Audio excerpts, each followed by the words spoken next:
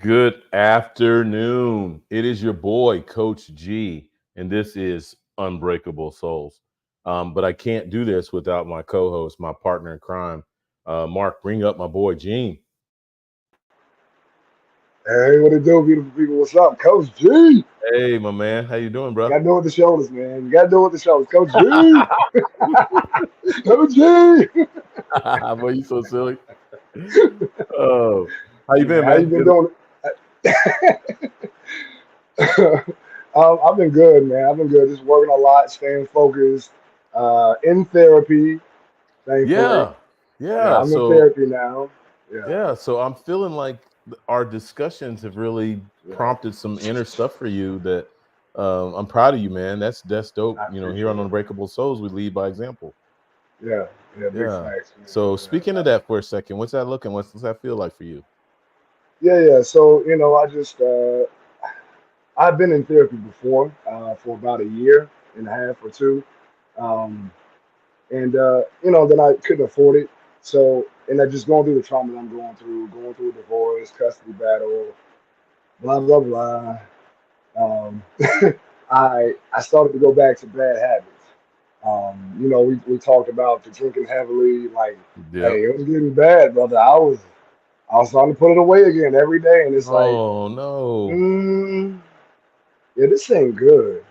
I No. don't, and then it was hard for me to process um, the feelings of sadness and anger and despair, and it just became like, okay, I'm falling back into old traps that I Yeah. see very clear now. Yeah. I got the tools to see these things, and I'm still falling into these traps. So, I was like, yeah, I need to go back to counseling. Okay. Yeah, yeah. It got bad. It got dark. No, It man, I'm got I'm dark. thankful, number one, that you went back, you recognize that, and I'm thankful to the Lord that these are the topics and subjects that we were talking about for Yeah, the last 6, 7, 8 weeks. right. So I know that helped stir up some of that stuff in you. Me Yeah, too. And you notice I'm on the yeah, water, right. the water. That's awesome, brother. I'm glad to see that you're still pushing through, man. Yeah, man. So I feel that, man. I kind of had some issues with release too. So um, Yeah, yeah, I don't think we can do a show like this without it affecting us personally. right. Yeah, facts. It's like you lift up rocks and look under them, and you see, oh, there's a whole ecosystem here under this Yeah, rock. yeah. So And now you and have it, to. keep going. I was gonna say, and now you have to now because you realize that there's something there, you have to explore and put it in its place where it Hmm. benefits you because this is something that was intentionally hidden under a rock. Right. You know, That's good. uh, yeah. So you gotta put in. This is the work now. You have to make sure that you transmute that into something positive as opposed to it continuing to be something negative and limiting, which is what was transpiring. So Yeah, I yeah. love what you're saying because love that analogy of the ecosystem, pulling up the rock and seeing a whole new ecosystem. And what I thought instantly when you said that was seeing yourself, Yeah, looking at, and you're exactly. like, oh my God, that's me right Yep, there. yep.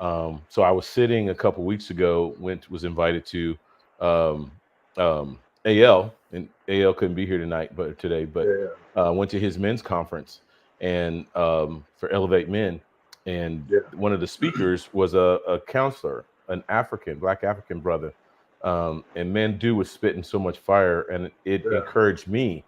I'm like, now he's speaking on a whole nother language that Mhm. I haven't experienced in counseling Right. before. So I got his information and planned on plugging in with him to go a little deeper myself. So just let you Yeah. know that that's in Yes, front of yes, me as sir. well, man. So I'm Yes, excited sir. that you're in there. I'm Yeah, excited that I'm going to be jumping in there. So, yeah, yep. Yeah, it's but yeah, needed, man. man. It's Go ahead. underestimated, man. Especially people of color. Like we're Right. we're told by society to just pull yourself up by your bootstraps or get over it. You're strong. Like we don't experience pain and trauma like everyone else of every other shade or hue of melanin or lack thereof. Right. We all experience trauma. We need to honor that, and see each other as a a work of art in progress. You know, Yeah, that's so good, man. Which actually brings me to a point. This video Mark's about to pop up for us. Um, what a segue. We're talking today about relationship trauma, and I think we spent so much time talking about all the other traumas, but the one right, really that's near and dear to our heart is relationships. right, Friendships and family ships and right, business ships, right, partnerships, right, and then our romantic relationships. So right. we've got a powerhouse Oh couple yeah, here yeah, with us today that we're going to go through this video audience. Um, this is kind of, it sets the foundation for relationship trauma for it. It's got some 4 points that it's going to discuss, that we're going to hit first, and then after the video we're going to bring them up, man, and when they share, you guys are going yeah. to be It's blown gonna be away. fire, Fire coming out. So fire. Mark, go ahead and shoot that video for us. Our brains are wired for connection, but trauma rewires them for protection. That's why healthy relationships are difficult for wounded people. Do these words speak to you? Trauma can come from many difficult sources, and sometimes this includes those closest to you, your family. Negative experiences you had growing up, or even heavy responsibilities and expectations placed on you throughout your childhood can often be too difficult to forget. Psychologists call these adverse childhood experiences, potentially traumatic events that can happen from a child's birth until they reach adulthood. According to Centers for Disease and Prevention, these events are linked to chronic health problems, mental illnesses, and substance use problems in adolescence and adulthood.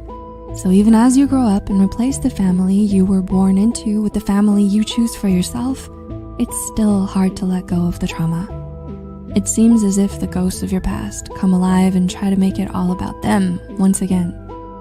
And even if you know in your heart that your partner is not the parent who hurt you, it may not help. What kinds of trauma can one experience through their lives, and how do these traumas impact their romantic relationships? Let's explore 4 types of trauma and their effects on your romantic life. Rejection trauma. Let's start with the trauma of being rejected. Rejection trauma is born in a home where we're made to feel like we don't matter. Try to think back into your childhood. Were you always pushed away? Do you feel like you're not worthy of your parents' time? If instead of love and warmth you felt rejected, you may have carried that feeling with you. And today, you might find yourself fearing rejection all over again. Only this time you may feel rejected by your romantic partner. A 2015 research paper published in Dialogues in Clinical Neuroscience examined emotions that occur when people perceive rejection in their relationships. According to researchers, rejection trauma could make you feel hurt, jealous, lonely, ashamed, guilty, socially anxious, and embarrassed. All of these emotions can later negatively impact your relationship and your self-esteem within that relationship. For example, psychotherapist Amy Morin said for Very Well Mind that people who went through rejection trauma may interpret rejection as proof that they are unacceptable in some way. If your partner is too busy to spend time with you or doesn't reply to your message right away, you may say to yourself, "Yep, I knew it. They don't care about me." Do you sometimes think like this in similar situations? The reality might be, and often is, completely different, but you still may perceive it as rejection and take it personally. Maybe you believe that you only matter if you're accepted by others, or you might struggle with constant fears and worries, expecting rejection to inevitably happen. Abandonment trauma. Hand in hand with rejection often comes abandonment. As children, we depend on our parents to feel safe and be safe. But in some cases, our parents make the world feel unstable and dangerous. Have you experienced some kind of neglect or abuse that made you feel unsafe at home? Maybe it was a lack of supervision, physical and narcissistic abuse, or staying hungry all the time because you weren't given anything to eat. When a child goes through these experiences, they can't really understand why these things are happening. And often they can explain this only by believing that they don't actually deserve any attention or care. They start to believe that the world is not worthy of their trust, while they aren't worthy of the world. They feel abandoned. Abandonment trauma often leads to formation of an anxious attachment style. A 2017 study published in Current Opinion in Psychology found that individuals with an anxious attachment style may be hypervigilant and worry about their worthiness in a relationship and their partner's desire to be with them. And in some cases, severe trauma can even cause the development of personality disorders such as borderline personality disorder. Psychiatrist Mark Zimmerman wrote for MSD Manual that fear of abandonment is a common symptom of borderline personality disorder. Even if you don't suffer from BPD, you could still feel the same mix of emotions when you feel abandoned by your partner. Anger, anxiousness, and fear. You might react intensely, acting jealous and possessive, or crying your heart out, because all you know is that you can't stand the thought of being alone again. Betrayal trauma. Maybe the worst thing about these childhood wounds is the fact that they were brought to us by the people we trusted. People who were supposed to love us more than the world, people who were supposed to be our superheroes. Suffering trauma by someone you are close to and depend on for support and survival is defined as betrayal trauma. Have you been deeply betrayed by someone you loved and depended on? This could mean discovering that one of your parents or your partner cheated, family members justifying abusive behavior, or maybe one or both of your parents engaging in drinking or gambling instead of providing for you. If things like these happen to a child, they might have trouble accepting it or believing it, so they often just suppress it. One study from 2009 published in the American Journal of Psychology suggests that those who suffer from betrayal trauma often dissociate traumatic experiences from conscious awareness in order to preserve the relationship. It's because they're too dependent on their abuser to believe otherwise. And once they grow up, they might continue the same patterns. They might become dependent, feel inadequate to be on their own, and decide to stay in toxic relationships. They might be too afraid to leave, too afraid to be betrayed again, so they just put on a happy mask and suffer in silence. Humiliation trauma. Lastly, your childhood may have left you with a wound of toxic shame, humiliation trauma. Was there a time when your parents made you feel deeply ashamed of yourself?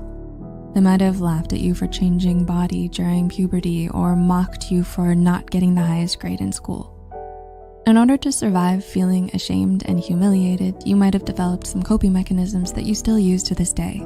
Dr. Linda Hartling said for modernintimacy.com that there are 3 strategies that you might use as a way of dealing with toxic shame from your childhood: moving away, moving toward, or moving against shame. Moving away from shame means isolating, keeping secrets, or withdrawing from your partner. Moving toward shame could show up as codependency or people-pleasing behavior, becoming what you think your partner wants you to be, even if it means losing your sense of self. And when you move against shame, you might try to fight those who shame you. Maybe you use passive aggression or insults to shame your partner before they get the chance to shame you. These strategies might help you cope, but they might be detrimental to your relationships in the long run. Do you feel like some of these trauma types describe you and your relationship patterns? Have you recognized some other childhood wounds that get in the way of a fulfilling love life? Unfortunately, sometimes we may unconsciously seek partners who imitate those who hurt us. Later on, this can lead to trauma bonds within a relationship. Are you stuck in a trauma bond? Take a look at this video and find out if it's a trauma bond or love. Don't forget, you matter. Thanks for watching. Until next time.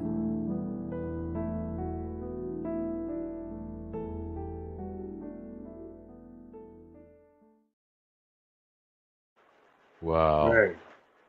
Yeah, that went so deep, so Yeah, quick. that's so rich, man. Yeah. So rich. So much into that. 4 types of relationship, or really childhood trauma that lead to relationship Right, trauma. right, exactly. Right. Man, there's so much to chew on that. But anything you want to say Yeah. first before we bring up a guest on that? Because No, I want to introduce him. Let's go. yeah. So, hey, audience, we've got a power pack couple Yes.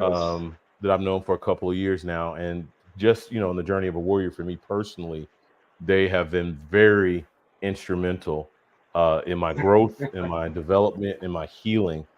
Really on the ground roots level. They have boots on the ground for me, and some low points. They have my back, and I love them. I get emotional every time I think about that. I love them, and I can't even put words to how I feel about these two. But welcome to Unbreakable Souls, David and Isabel Black. What's up? Yeah. This is a quintessential power couple right here.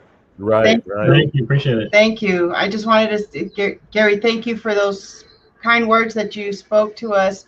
You're always speaking onto us as well and onto our relationship and us individually. And you've been just as instrumental in our life as we have been in your life. So I'm grateful for this connection, grateful for Gene and the works you guys are doing together, really making a change out there. But yeah, it's been a fun ride. Yeah. Yeah. So, I mean, I just have to honor you guys because you guys walk the talk. I mean, there's so many people in this space that talk a good game, and then you look at their relationships, especially marriages.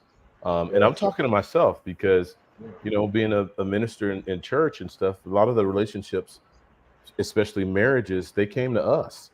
And we spent so much time building up other relationships and helping other couples that we forgot to work on our own. And that led to trauma in our situation. This video that we just listened to reminded me of so much stuff, man. Gene, yeah. So I'm definitely gonna need to hook up with that. Yeah, right. It woke up some more trauma, and he was like, "Yeah, I need to talk to somebody about this stuff." Right. Oh my God. I want to implement something though, Gary, for all the listeners who be tuning into this episode. It's not that we walk the talk or talk the walk or whatever it is.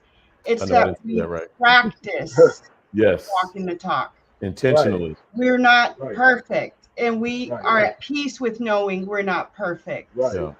But we practice, but we do have a practice, and we are able now to lovingly check each other when we're outside of our own practice. Right? Because I don't want anybody to think that, like I thought for so many years, that you had to get somewhere before you can be that person.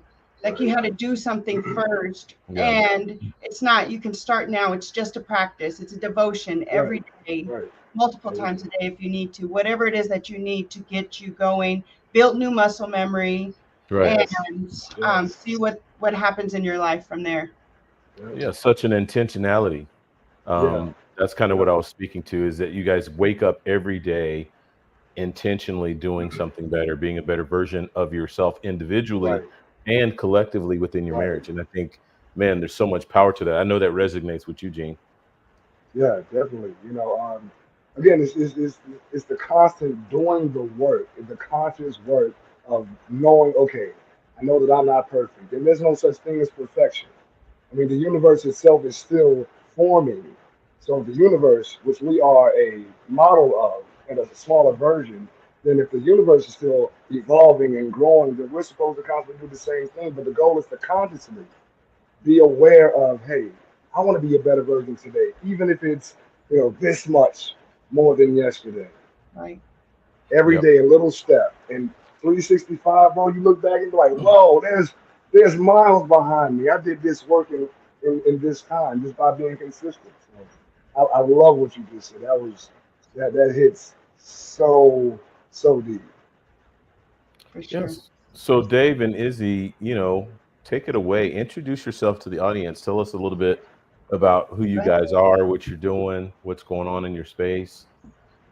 Hi, my name is David Black. Come on now. Let it out. We've been married for 20 years. We just celebrated our 20-year wedding anniversary in May. Yay. And we've been together for 24. Yeah. So, I'll just say I was really surprised after dating me for 4 years that he asked me to marry him, because I was not intentional. I was not the person I am today. I was like, oh, he wants to go for a ride. Let's do it. I seen all the good qualities about Isabel, and it's like people want to see, I guess they want to compare it to, like, you got celebrities, movie stars, and this and that, but they overlook all the gems that's around them, or they run into, and stuff. And it's like, you got to put in work to, any athlete knows that you got to put in the work to get to a certain destination. That don't mean you stay at that destination, but you have to put in the work, And so I seen all the gems that Isabel had, all the good qualities she had. And I'm like, man, if she has that now and she's this age, like, what is it going to be like in 10 years? What is it going to be like in 15 years? You know, you got to have that vision of like that long-term vision. Yeah. spouse, you know, and that don't mean it's going to be easy. That don't mean you're going to be right all the time. It doesn't mean they're going to be right all the time, but you got to come to sometimes a middle road of sometimes agree to disagree or just make a common ground, you know, and that's sometimes that your ego gets in the way and your pride, you know. So yeah, you just got to continue to, you know, people ask me, I went to a dentist appointment right before our anniversary and they're like, yeah, hey, how long have you been married? So I tell them, you know, we're going to be celebrating 20 years, you know, here in the next week or so. And they're like, wow, what's your magic? You know, what's this? Like it's some formula. I was like, you got to keep working as a team, even when the other person don't want to or don't feel like, or maybe can't, you know, depending on the situation. And it's like, there's never a end, you know, like navigation, we put it in and that's the end of the location. It's like you said earlier with the universe, you just got to constantly keep growing. And some days that look like it's like leaps and bounds, and some days it look like you're barely moving as much as a snail. You know? Right, exactly. But when we came together 24 years ago, we didn't have this knowledge, this understanding. You know, we didn't know that I was full of trauma. We both really were, but a lot of my trauma mimicked what that video we just saw. You know, when the people that are supposed to be keeping you safe are the ones doing the damage, misguiding you, abusing you, lying to you, making a fool out, being felt like they're making a fool out of you, you know, and all of that stuff, that betrayal. Yeah, when we got together, no, I wasn't willing to compromise. No, I wasn't willing to hear his opinion on a lot of things because I had 3 children. I didn't know at that time that he was going to love me enough to love my children and help raise them. I had no idea. So I was very cut and dry, and my trauma would show up because, as we've learned, where people feel safe, when someone makes them feel safe, they're going to allow their ugly to come out. It has to come out somewhere. And we try to be poised and not pour it on people in life. So we keep it in. And the minute we feel safe, that's where we're going to dump on. Right. That's so good. I did that. You know, I did that for a lot of years. So the compromise and working together and all that, sure, we were doing it as each year would go by, but it was toxic. Wow. It was not healthy. I was literally punching holes in walls, putting my hands at times on him. Just if I didn't get my way or if I felt overwhelmed, I would freak out. And it took therapy, you know, and Dave's the one who suggested, well, one, I'll say even before the therapy, before we got married, Dave picked the church we were going to get married at, and he took everything very serious. I'm not saying I didn't, but really I did. And I didn't take a lot of things in life serious. I couldn't, you know what I mean? I just couldn't. And that's real talk though. That's good. Yeah. So he found the pastor, found the church, and that pastor, praise God, made us do premarital counseling or he wouldn't marry us. And we started doing, aside from that with him, we started at the church we were attending. We took advantage of classes for marriage, classes for combined families, classes for parenting. I mean, anything that was being given us access, that we had access to, that we were able to do, we were doing it because I guess for that reason that Dave said, we saw potential in each other that maybe we weren't seeing in ourselves. So something just kept telling us, just go, keep working, don't give up yet. That premarital counseling really helped, in a sense, open my eyes, or at least give me a glimpse of those traumas that we just watched, those 4 traumas on that video. Because what I remember and that really spoke to me in premarital counseling and in that book we had was it started talking about when you merge your 2 worlds together, it goes way deeper. It said you're marrying 2 families together. So if your in-laws don't get along, if you're like, it webbed out. And I was like, we're screwed. Like, we're screwed because my family's a mess, and they will take anybody down with them that's at arm's reach. Right. So, but I knew he was a strong person also. So all these things that, even though I was learning with myself and probably him with himself during that time, I still didn't have the courage to speak up about it. This was all like, oh, that's good. Okay, take note. But we still weren't having those deep, meaningful conversations in that way. And I think because we knew there was still a lot of differences existing there and a lot of things interfering, that if we started talking about it, it would probably end in a disagreement or start an argument. Yeah, but there's so much I've learned in my own journey, especially in relationship, that's the power, is having those hard conversations. Mm-hmm. Right. But I want to kind of stay in the vein. So the 4 relationships or 4 relationship traumas or 4 types of trauma that lead into relationship. They talked about rejection trauma, abandonment trauma, betrayal trauma, humiliation trauma. Dave, I really want you to speak to this, because it sounds like you were the stable force in the relationship in the beginning that brought Izzy in. And I think that's powerful, because that's biblical, that the man's supposed to lead. The man's supposed to bring calm and peace to disarray and different situations. So of those 4, if not all 4, what was the one that I think affected you the most, or affected the relationship in the beginning the most? I think probably abandonment. Okay. Would probably be the most, because it's like, like when you're kind of like what Izzy was saying, like all the stuff that involved her as far as like her upbringing and stuff like that,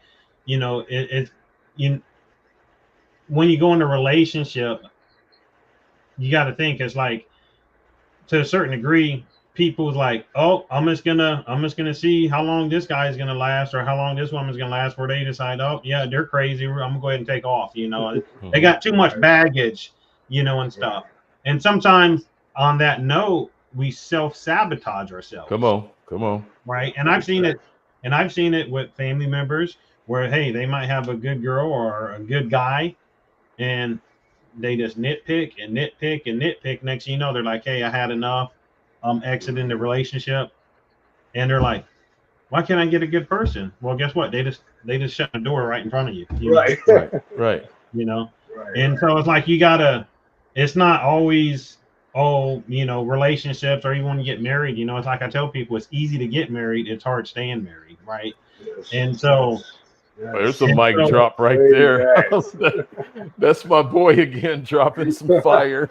And so like depending on your background, how you was raised, what you're used to, your family dynamics, it could even be religion that we want to sit and we're like, oh, I think my husband or my wife, they need to be this way, act this way, do this. It's like we want to like start to mold them.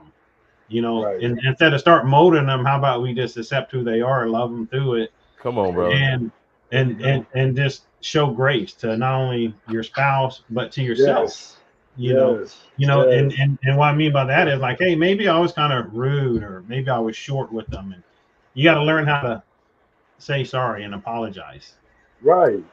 Even if it wasn't, and that sometimes even if it wasn't your fight, you didn't, your fault.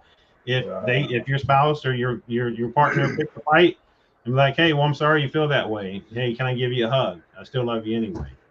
And sometimes that just breaks all the ice right there, because they might have been having a bad day, but they don't know how to communicate it, or maybe they don't want to talk about it, because you're gonna be like, hey, maybe you need to find a different job, and sometimes that's the case, but and being on the other side of that, as the person who was aggressive and in survival mode and not being present in their life and having understanding or grace for the people around me,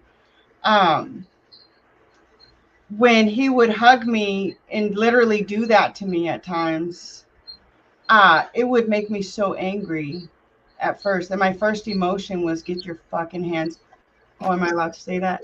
Yes. Okay. Yes. I'm like, we're get your real fucking here. hands off of me, and I'd be like, don't touch me. And all of a sudden, why, it it was a small fight, but because I got in my head, all that trauma came forward. I'm no longer in control of Isabel's body, Isabel's life. I've allowed my emotions to come take over.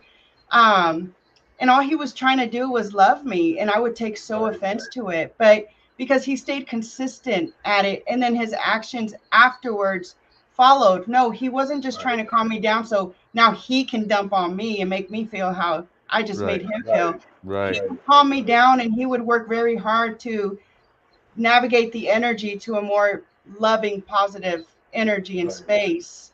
And with time, with consistency, my wall started falling, and I'm like, he's not doing this to make fun of me or call me out or pretend like he's perfect, and he always has to soothe and comfort me.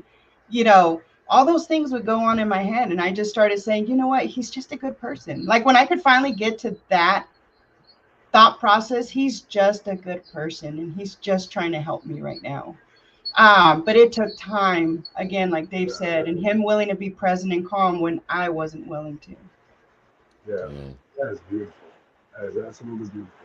I think what's exciting for me with that is, as you're both talking, I have been eyewitness to this. I remember you guys, I'm literally in my living room now. I remember you guys being over here and we're hanging out and we're talking and you're sharing stories, and the gentle giant is sitting actually in the seat right next to me, quiet, but every time he spoke with power. So I just got to watch what you just said in real time, real life action.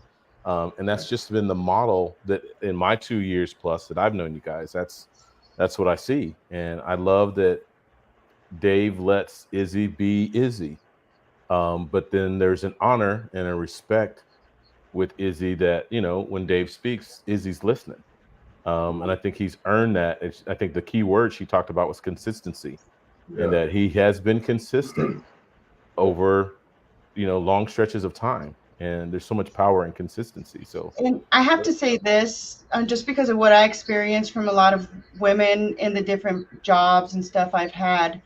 One thing that I think really helped also in the relationship is that, and helped me to just grow in loving him and honoring him the way he deserves to be loved and honored, was that I worked really hard on never speaking about him in a negative light, even if I was very frustrated. I had my safe people. I have my 2 safe people.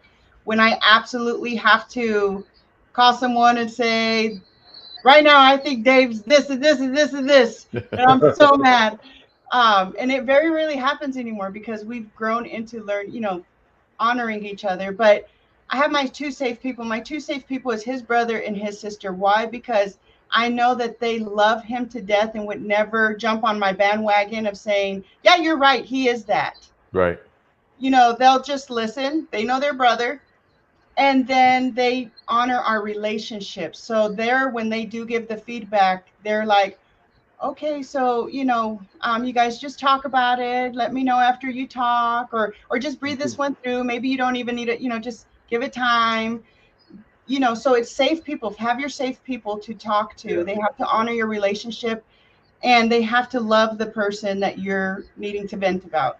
And I just never, even if I felt it and other women were complaining about their partners or anything, I just refrained, and I would just say, I guess I'm very lucky. I guess I'm very fortunate because I don't have those complaints about my husband.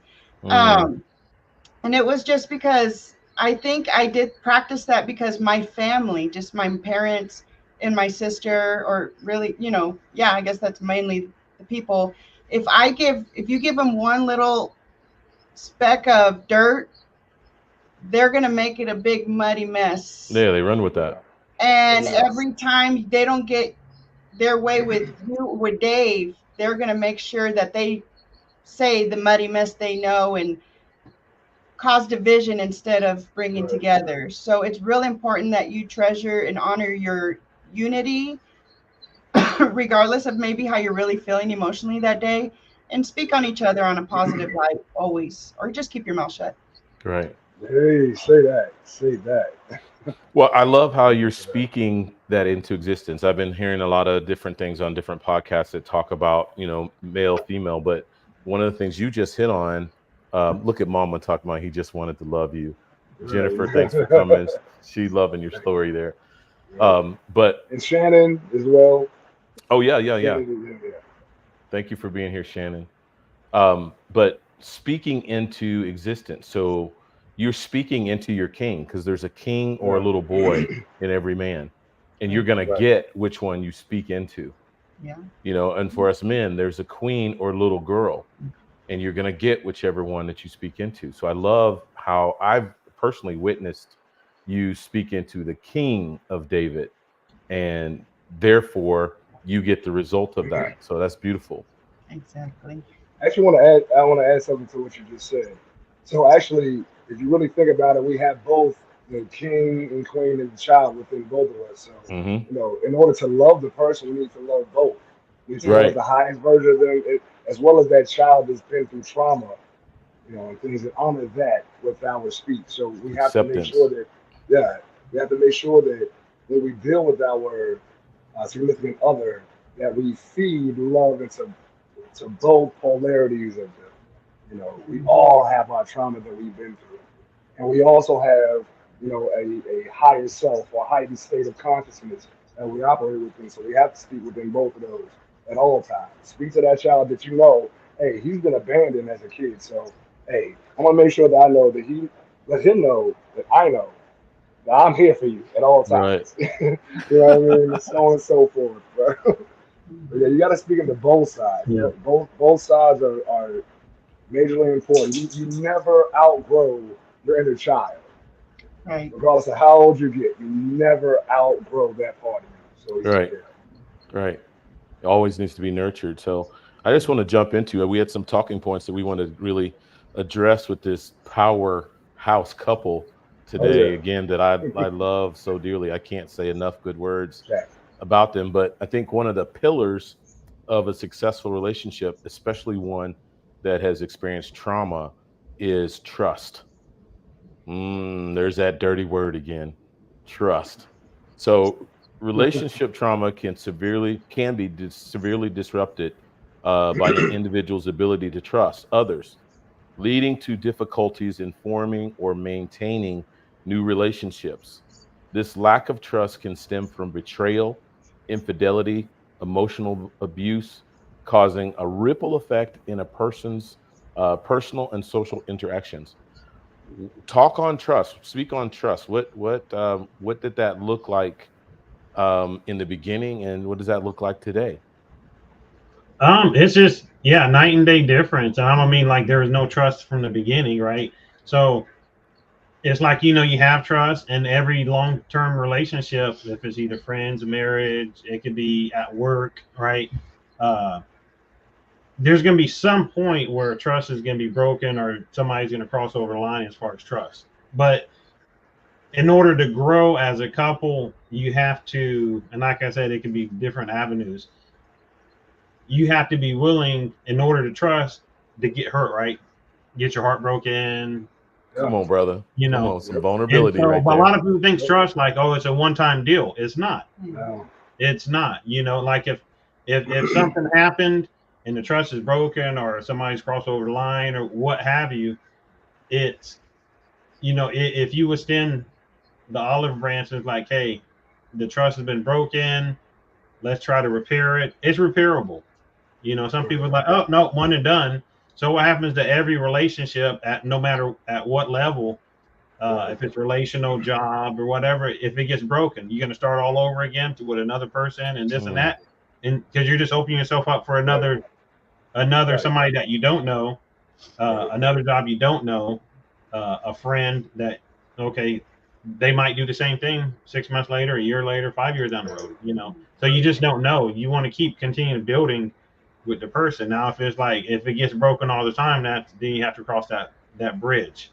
right. But it's not no one and done, because if you do that, it's where's the Exactly. grace? Yeah, mm, you'll never have a relationship if you do it like that. No, you're right. never. You're gonna be chasing your tail. You're gonna be going in circles. You're not gonna have any friends. Exactly. Right, You're not gonna have a partner and right, stuff. So you just gotta, we have these stuff made up in our head, um, as far as like expectations, right? You have these expectations. Oh, I'm gonna be faithful to you and this and that. But if you ever cheat on me, or if you ever spend all my money in my bank account, oh, we're done. You know, so you put these expectations out. Now, are you gonna back it up? Right. You know. Well, Izzy talked earlier about self-sabotage, because it's real. what you're doing in that moment, they're called vows and judgments. You are literally linking yourself with the very thing, speaking it prophetically. You're linking yourself with the very thing that you're saying you don't want to happen in your relationship. But you just gave the enemy permission. You co-signed permission to the very thing that will destroy your relationship. So, man, that's powerful, brother. Yep. Life and death is in the power of the tongue. You have to remember that every word that we speak is a spell. You know, I mean, you have to spell words out. So it's a conjuration. When you say something, that creates a reality. Right. So you got to be conscious of your words, man. Yeah. It's best to be a silent giant and keep your words to yourself and speak, judiciously, as opposed to just blabbering. And then you wonder, why is my world so chaotic? Right. Because your words are chaotic. You're all over the place saying, things that you say you don't want, but you say it constantly, so you create that reality. Right. Exactly. Well, I'd like to share this. It's like I remember, for how long Isabel and I have been together. Of course, you go through your storms, and you try to weather the storms. But I remember one of the storms me and Isabel was going through, and my older brother, which I'm grateful for him. He's like, Dave. He's like, in 10 years, it's gonna be completely different. But when you're going through that storm, you don't see the light at the end of the tunnel. Right. You can't even fathom 10 years down the road, right? And stuff. Right. And it's like, he's like, hey, just hang in there, man. 10 years down the road is going to be completely different. You're going to be in a total different space. He's like, you guys will be fine. He's like, you just got to put the work in, man. Yeah. Man, you got a great family, bro. I got to pause for a second, because you're blessing me, man. You are blessing me, because I've had the privilege of hearing this behind scenes, behind closed doors, man, and you walking me through my own personal relationships. But for you to come here live on TV, man, and spit fire like this, man, I'm just like watching my brother evolve right before my eyes, and it is blessing the hell out of me, man. I gotta just say, dang, I'm so proud of you, man. Yeah, so I don't want to pause on that, but Izzy, did you have anything? I don't want to move to the next topic before, I know, because trust is a big thing. Yeah, no, trust was non-existent for me. What trust looked like, coming from gang world and being groomed in that sense by our father of what real trust is and stuff.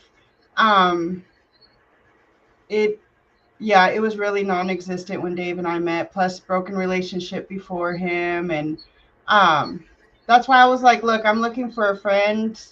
If we could be that, awesome. Nothing more than that, because once I knew it was more than that, then I was going to have to work on putting trust, and that just wasn't something I was interested in initially in our relationship. But he gave me, he just was being present and gave me reasons to want to let my guard down and stuff. But again, took many years.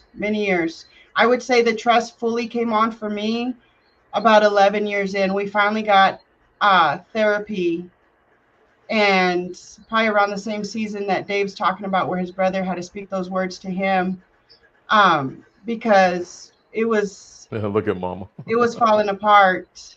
Well, it's like it's like, who's your tribe? That's a big thing right there. Yeah. You don't want these huge people you're getting advice from everybody and their cousin, right? So you want to have your tribe, your small circle, right? And you want people that's going to uplift you. You want people that's going to speak words of positivity in your life. Speaks the breath of life. They're going to tell you, hey, well, maybe a little harsh, or they're gonna be real with you. Gotta have that. You're gonna feel a little. Gotta have that. You're gonna start sweating. You're gonna be like, what are you saying up here, man? Because you get like you get took in the church, but but that's what you know, like you hear so many people like, oh man, yeah, it's real. I mean, you know, real this and real that, and it's like, do you really want the real? Because sometimes that hurts. Right. Yeah. It's painful because you got to deal with Yeah. stuff. You got to admit stuff, you know. Yeah. And you know, that being said, it's you want to I forgot where I was going with that, but yeah, you just want, oh, it's the tribe. So you know, you want a smaller circle that people you could trust. Hey, that's my lifeline right here. They're not gonna Right. get no biased opinion or anything Right. like that, because it's like the old saying goes, misery loves company, right? Right. Yes. They don't want to see Yes. you happy or doing Right. you better. But like for me personally, like for people that I love, and I'm getting better about that because that's part of my trauma as a kid of telling people, hey, I love you. I'm doing it more. But at the same time, you want that. You want the realness. You don't want nobody Yeah. fake. They, you know, Right. you don't want nobody being on. You want to be on their bandwagon or vice versa of misery loves company, because nobody don't like that. You're not growing as a person or an individual, you know, and stuff. And we were dealing with the traumas we're talking about, just us being together in a relationship, getting to know each other. I brought 3 kids into the relationship, so there's that part as well. So we weren't just dealing with all of that. We were also dealing with, I didn't talk bad about my family to Dave. I felt always if I told people who my family really were, they'd run. And that's usually what they did as soon as they found out. And I wanted him to find out for himself and make his own judgment. I knew I had a bunch of biases attached to it and my feelings and everything. So when he wouldn't trust in my dad, you know, there was a time or two, and my dad would flat out tell him, don't waste your time with her and her kids. That's too big of a task. You can't handle it. Leave now. Wow. You know, so he's battling, you know, and that's just one thing, you know, that's just how my family is. That's the type, they call that being real. No, what it's called is, like you just said, hating. You couldn't make it Yeah. through Right. your relationship. You're not willing to put in the work. You gave up, which is fine, right? It's their Yeah. journey, but now they don't want to see it anywhere else because in their mind it's not possible. Right. And so tribe, people you trust, I mean, it really makes a difference. Yeah, you want people that actually cares about you and your relationship. You know, you want to see you want to be your tribe. You want to be, they like seeing you win and vice versa. Man, I'm loving this. What I'm hearing, Gene, I don't know if you're hearing this, bro, is healing Oh, and bro. recovery. Yeah. Healing and recovery from trauma often requires intentional work, including Yeah. therapy, All the time. self-reflection, and support from loved ones, as David so eloquently said. Acknowledging and addressing trauma is crucial for personal growth and the ability to engage in healthier relationships moving forward. And you've addressed all of that. I think that's the power of your story, that started out rocky on a bad note per se, but the intentionality. And then I love that, you know, that's Izzy's name, you know, the intentional healer, that she's taken that not only personally to heal herself, and she's got a powerful story of what that looks like in healing her journey on cancer, but allowing that intentionality to heal her relationships, in particular her marriage. And now she is just this rock star out here healing folks left and right. I mean, and I'm one of those people that encountered Izzy and Dave and got to experience that intentional healing. So Izzy, speaking of that. Yeah, and that's, you know, that's where I was called into purpose. And as I was being called into purpose, like you said, I just finally got to a point in my life. I was already working on loving and honoring my husband better. And that just meant, well, what are you doing now? Okay, add something to it. And I Right. kept challenging myself, add something to it. Patience, right? Forgiveness, peace, learning to be quiet. Just because I feel it, I don't have to say it. All those Oh, things. did you say the power of being quiet? Yeah. That's huge. That's huge. When your partner's trying That to pick is a so fight, powerful. your partner's trying to pick a fight. Guess what? The best solution: don't say nothing. Oh, MG, man, Yeah, that so was I a was mic so drop. used to being My Jim, dad will see. They Jim. called me when I was younger, when I was in gangs, they called me La Loca because I was so unpredictable. I mean, they didn't know. Once my fuse was done, when I got triggered, that's it. I'm causing as much destruction as I can because you're going to be telling stories about me for a long time. Wow. Um, and that's how Looking people like don't that, fuck very with good. you. You know, it's just really was the what it was. And um, when I finally started learning to breathe, right? Like I would have laughed at myself if people would have said, just breathe, do breath work and it could change Right, your life. right. And I'm like, Yes. dude, I'm breathing clearly. What more can I do? You're the gangster breathing. And with that Yeah. pause and that breath, no, that's really what I would look like, Gene. And Mhm. so imagine, Oh, I know. yeah, when God had to show me the people on the other side of my anger, and I got to see Dave's face, I got to see my kid's face, my mom's face, my siblings' face, I was like, okay, wasn't cute. It wasn't Yeah. cute. It was nothing I was proud of. So, but divine purpose, that's where I learned to pause and breathe, and that helped me just learn to be present in the moment. When I started practicing that, my breath, my feelings started fizzling, and then I could look around and I'm like, oh, life is still happening around me, even though I felt like it was falling apart and your brain's starting to get suffocated. I'm like, okay, life is still happening, all is well. What do I need to do next? Once I started asking those questions and being willing to take action on what spirit told me I needed to do next, then came the world of giving back, right? Yeah. Mm, I like it. And that's really what has brought our relationship even closer, because my intentional journey, yes, it had a lot to do with me. I was supported by him through it, which then, because I kept me going and doing it, was able to pour off into him in his own way. Then we're both called to be of bigger purpose, with this family in Uganda and with a Yeah. nonprofit. And we help, it just was so many things after that, but it was the giving back part that total Yeah. peace just took over our lives. that's so Yeah. good.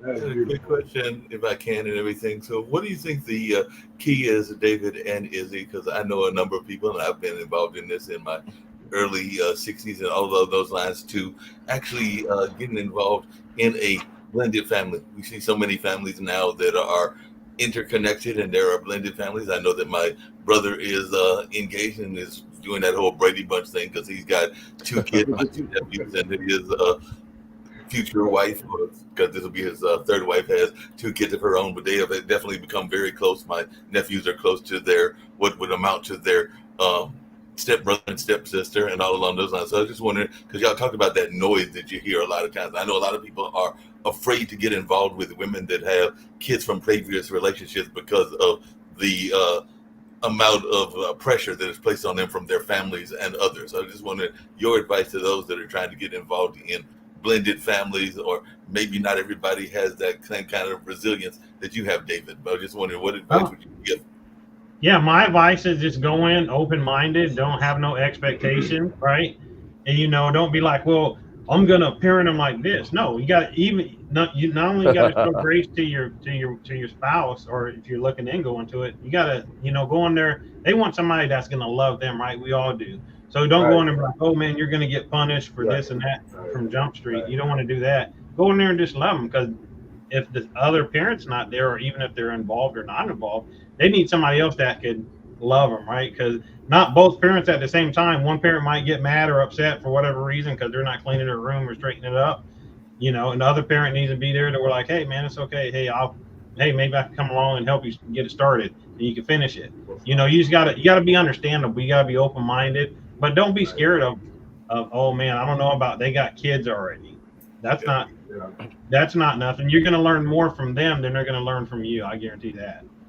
Well, one of the things Yeah. I don't know y'all's thoughts on this, but I've heard some people say that they don't want to, and maybe this is for you, is they don't want to introduce the kids to their new significant other until they're sure that there's going to be a long-term relationships. So I just wondered your thoughts around that, because I do know that even in relationships I've been in, there have been folks that were hesitant about introducing me to the kids until they thought that there was a future of some sort or another. That's good too.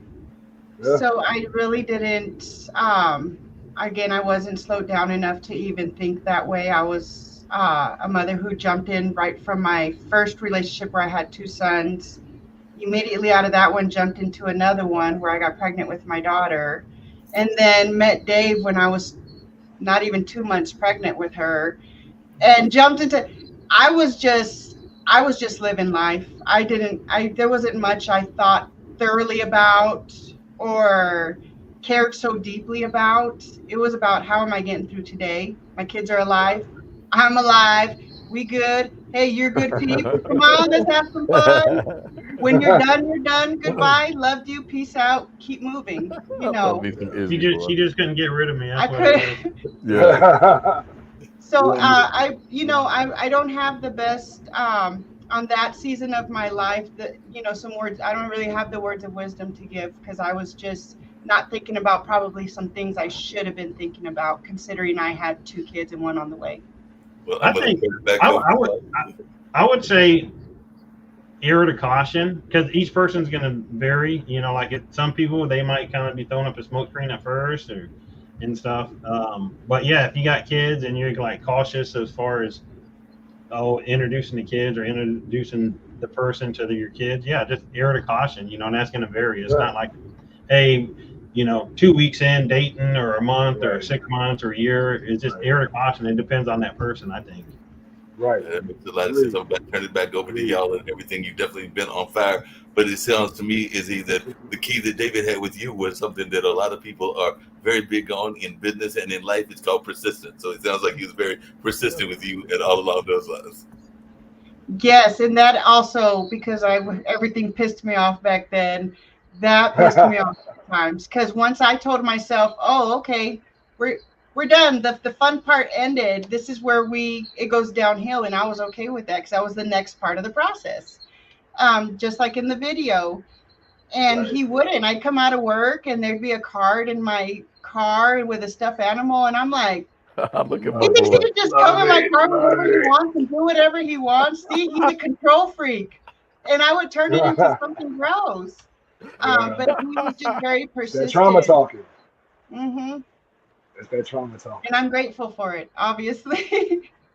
Yeah. What a beautiful story. So I want you guys to pause for a minute.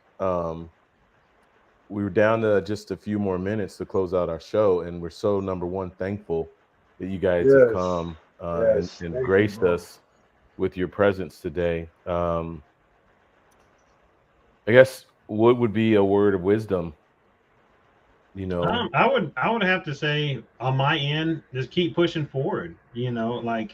Anything worth having and holding, it takes work, and that don't mean like you do it for a day or 2 or a week. You got to think, okay, like the Olympics going on right now, right?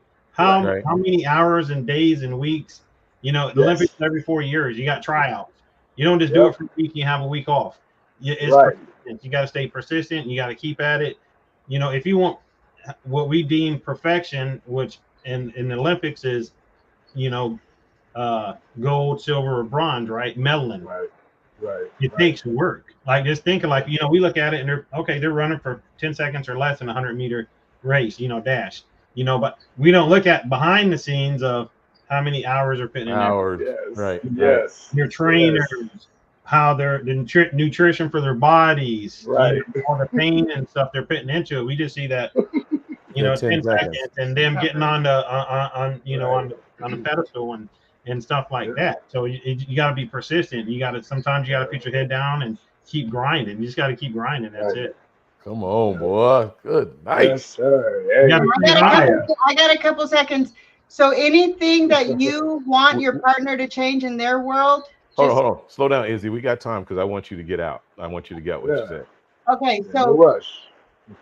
Any grievance you have about your partner, I challenge you to take some time asking how you could do better in that specific area, And if it's not that if you can't find anywhere you could do better, then the challenge will be, how can you love them better through that?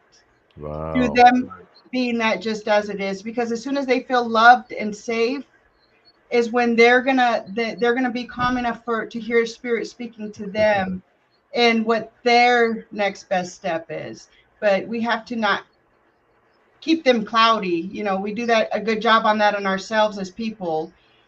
Keep everything, it gets clouded up in our heads. We don't need to be doing that to each other as well. So whatever grievance you have, be willing to work on that yourself. That's it. Yeah. I had to do that. Yeah, I mean, but the fruit of your labor is right here in front of us. Our audience gets to see the fruit of that labor. Yeah, it took years. It's not, like I said, it's not overnight. You just got to put the work in and continue to do it. Yeah. Well, back to your point when you talked the analogy of the Olympics. I mean, we haven't seen the years of work. All we see today is this beautiful couple. It's a power couple. They're, happy and in love and all of that. We don't see the love. We just see the fruit. So thank you guys today for going back and pulling, going back into the weeds and pulling some of that out for us so that we could learn from you today. I mean, they are a tremendous resource for us and our audience. Gene, what you got, my man? Yeah, so to add on to Dave's analogy about the Olympics, one of my favorite freaking quotes from a monster of an Olympic athlete. I know where you're going. Usain Bolt. You already know. Yes. That's trained 4 years to run 10 seconds. Yeah. That's the consistency and the work that you have to put in every day for 4 years to run 10 seconds to get a gold medal. Yeah. And that's the effort that you have to put in every day as it pertains to being a better person, having better relationships, be it romantic, spiritual relationship, business relationships. It's about doing the work for yourself. And to add on to what Izzy said, I love what you said, because the first thing is when you see a fault in your partner, the first thing is, am I operating from ego? When you see that flaw, you dig what I'm saying? So you have to realize, am I operating from ego when I see this? And then what can I do about myself to adjust? And then you operate from there once you did the work to look at it from a unbiased, clear standpoint, where you step back from yourself, from your ego and your goals, and realize, oh, this person is going through something too. So let me, you know what? I could, like Dave said, maybe I was too harsh, or maybe I didn't explain myself enough, or something. There's something that I could have done. We contribute. One of the philosophies I would say I adhere to pretty strictly is radical responsibility. Everything that transpires in my life, I had some point. There was something that I did to play into that. So I have to own my part, and then everything else falls into place.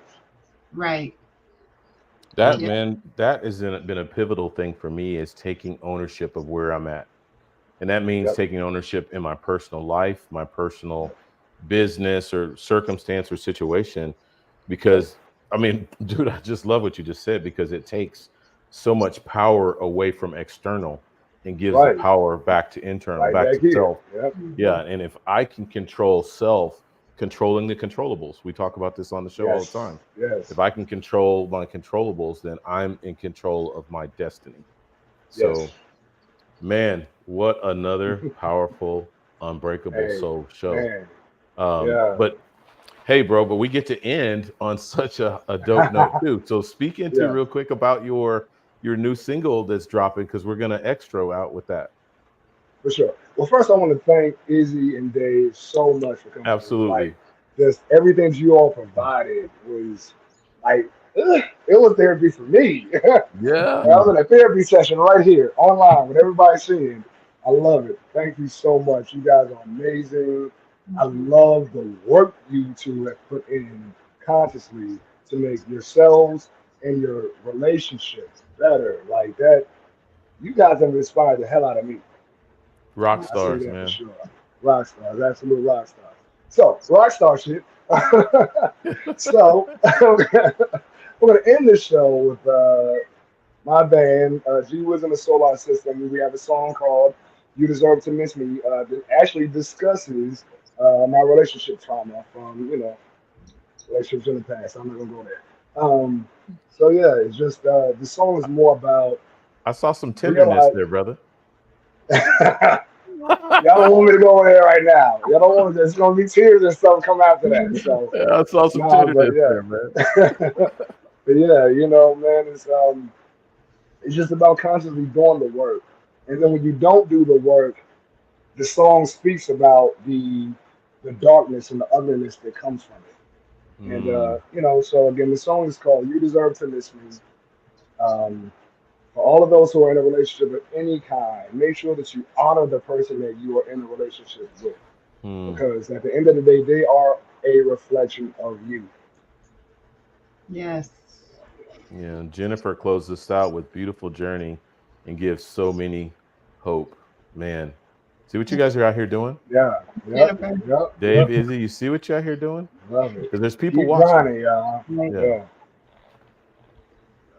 Love and appreciate you guys, man. Yeah. Thank you. Cue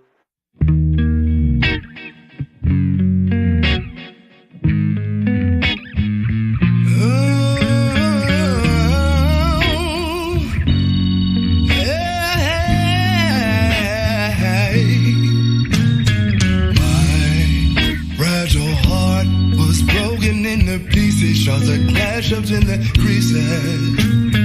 Sold parts of my soul to appease your demons. What the hell to bring you peace in?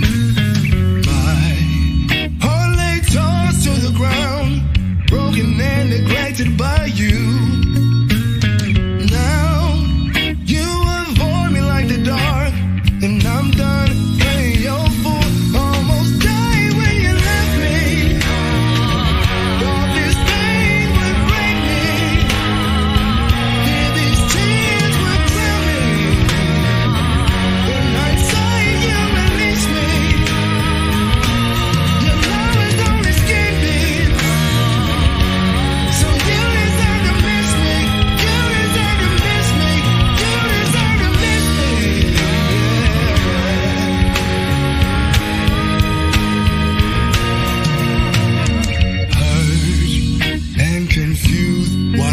Deserve your hatred as a villain. I've been painted, spitting venom in the mist, weaving lies as you spin, manufactured reality. Geppetto's puppet string. Maybe if I submit to this crucifixion, I would survive this wretched inquisition.